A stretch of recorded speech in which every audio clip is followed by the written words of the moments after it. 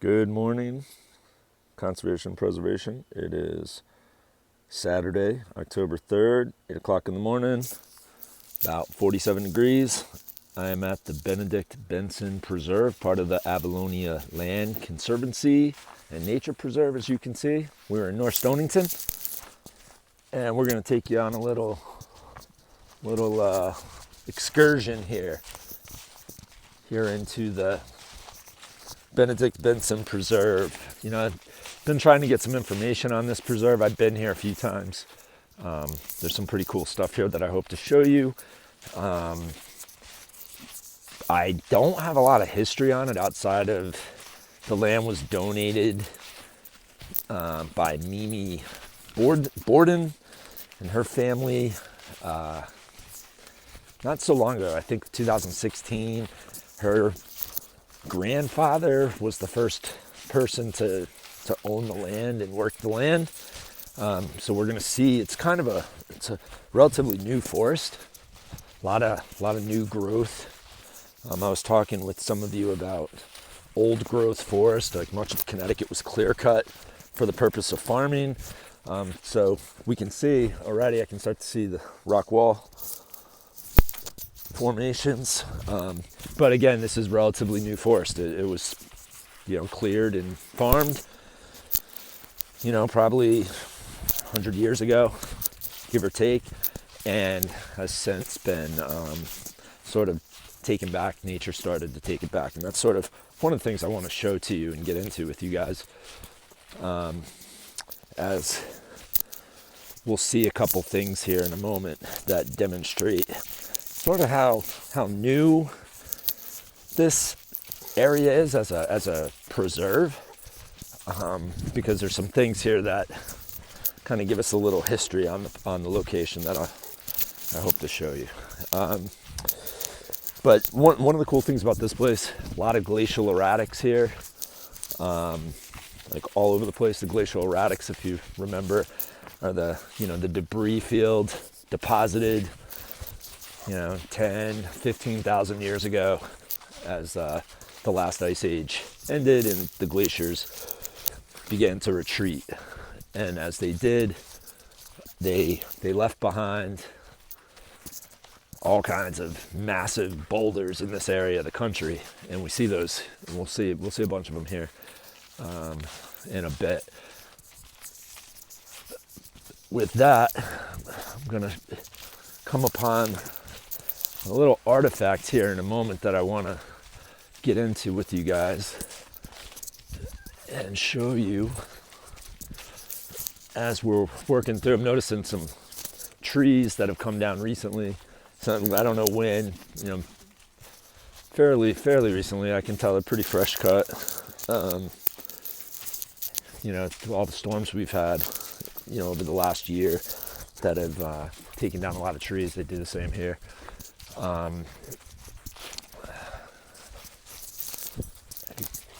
My dog is a crazy guy, Eddie. He loves getting out in the woods. This is his favorite thing to do. So I do believe we'll be coming up in a moment on the location that I wanted to show you guys. So forgive the awkward silence.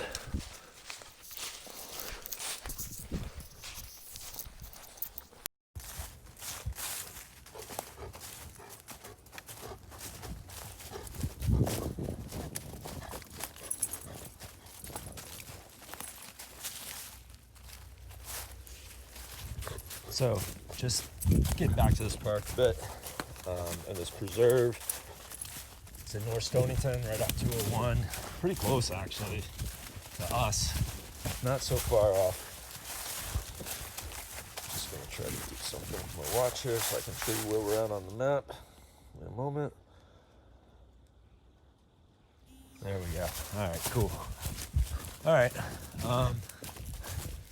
Here you can see a small cairn.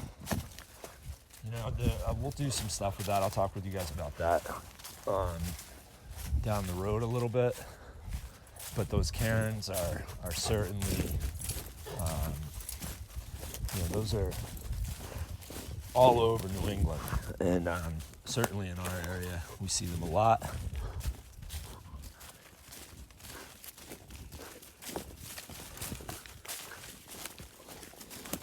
They mean a lot of different things. Sometimes they're just a pile of rocks, and sometimes they're, as I talked about in class last week, they can be, native burial grounds. A lot of different things going on there. It's a really nice place. So this preserve, it's quiet. It's well covered, and the trees give great coverage. It's a excellent birding area. Area of people who are all into different bird species. They love getting out here. And this is actually what I wanted to bring you guys to. I finally got here. It took me a little bit of time. But check this out. This is pretty cool. All right, Eddie, chill. Look at this, man. It's like freaking tomato or something, It's like this relic of the past. And it's always cool to find stuff like this in nature preserves, because they usually are, things like this. You don't often see an old, rusted out, Ford vehicle. I'm not sure exactly. I'm not all that knowledgeable on old cars, but it's not often you see things like this. It's pretty cool though, And my question for you is, how would something like this get here? How did this happen? I mean, it's pretty cool. It's kind of what this is all about. There's pieces of this thing over here, pieces of the engine block, the starter. This is an old vehicle, man. Check it out. Come over here, check out the back half, kind of the side panels. Some of the car has just been reclaimed by nature. The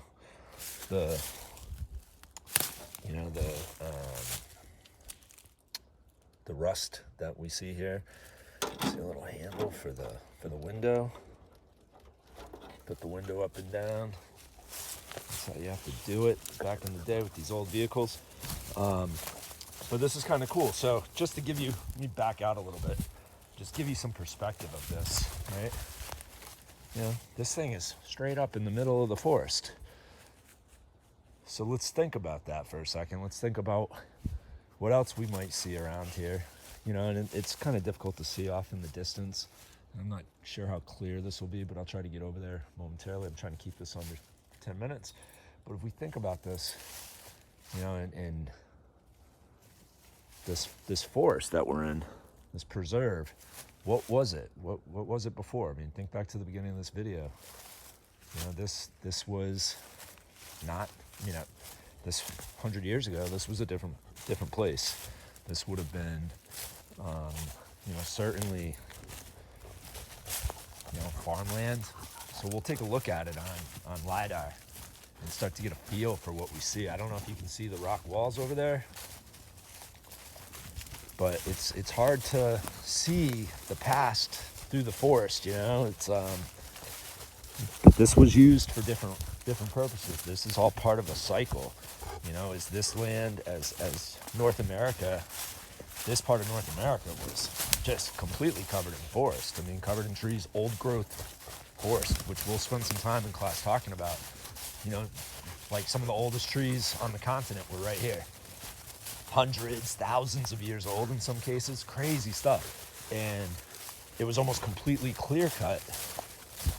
And, by the end of the, like the mid 1800s, late 1800s, there were almost all of Connecticut was completely clear cut, meaning there were no trees. I think it was something like 80% of Connecticut was clear cut.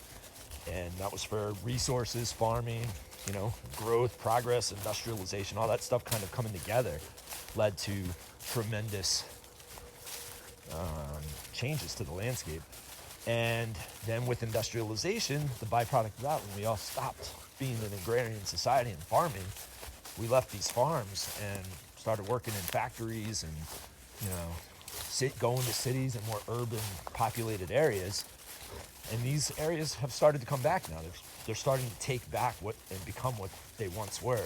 And I'm kind of filming this, I don't know if that's right turn, videoing, whatever, this rock wall over here, because this was a different place. And that car, that vehicle back there is sort of a holdover. I mean, that vehicle's probably been sitting in that spot for decades, several decades, longer than any of us have been walking around this place, you know? So we need to think about that. Use that as what is that? Like, we're not trying to preserve that place, but it's sort of an example of what was happening here before.